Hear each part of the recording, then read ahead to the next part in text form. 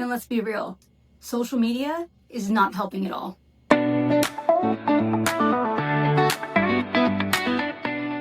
So you know what's funny? A lot of first-time buyers think the hardest part of buying the first home is finding the house. And honestly, most of the time, it's actually the overthinking. It's the scrolling, the comparing of the different houses, comparing what they have and what you want. They keep asking themselves, are they ready? Should they wait another time? Are they even ready to be able to do this financially? And they always ask, are we going to buy the wrong house? And meanwhile, they're sitting there stressed out, looking at interest rates, worrying about, going to work in the morning and so forth. I see this all the time. I'm Lori Lee Mendieta with Century 21, the Harrelson Group, here in the Grand Strand. And I want to talk today about what the first-time buyers are putting way too much emphasis on. And let's go ahead and take the pressure off of you. And let's be real, social media is not helping at all.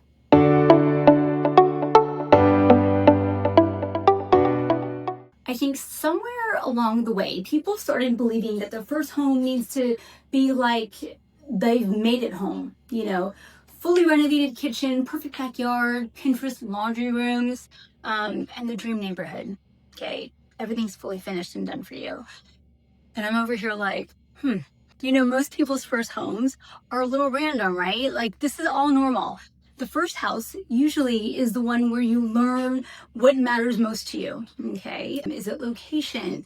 You might even be thinking, wow, what do I really care? Do I really care about this really big kitchen or actually having a giant backyard? So, okay, and also another one, is this commute ready for, I'm okay with this commute. That's part of ownership. And honestly, I think younger buyers sometimes feel embarrassed if their first house isn't perfect immediately. Meanwhile, ownership is the win. It's not perfection.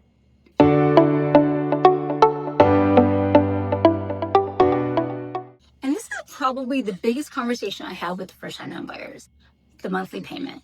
Because your lender may approve you for one particular number, but that doesn't always mean the number feels good in real life, right? And nobody ever talks about this portion ever. So it's my job to make you think, and it's my job to ensure that you're making a great decision. So let's really technically talk about what this means. Can you still breathe after you're making these payments? Can you still go out for dinner? Can you still even travel a little bit? Even buy furniture for the home? Can you actually live the life that you want? Because I've seen buyers stretch themselves so thin to buy this, what they believe is the dream house, and they end up stressed every single month afterwards. And that's not the goal here either. The goal is ownership that feels exciting, not ownership that makes you panic every time the Amazon package arrives.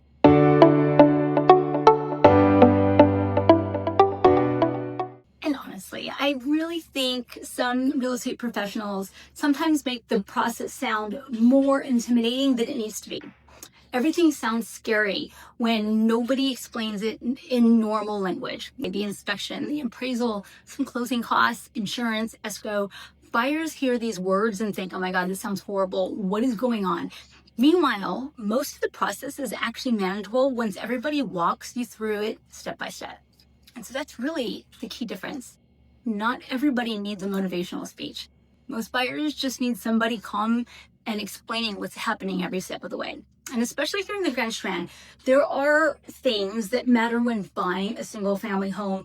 We need to consider flood zones, insurance differences, some older roofs, HOA structures. What is the traffic pattern going in and out of that particular neighborhood? And even the big one over the summer is summer commute, the season. But, these nuances should help buyers feel informed, not necessarily overwhelmed.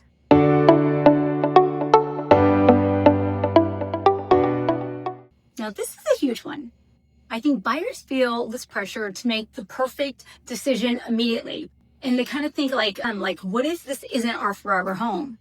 Well, it probably isn't. Most people don't buy the forever home the very first time they buy it.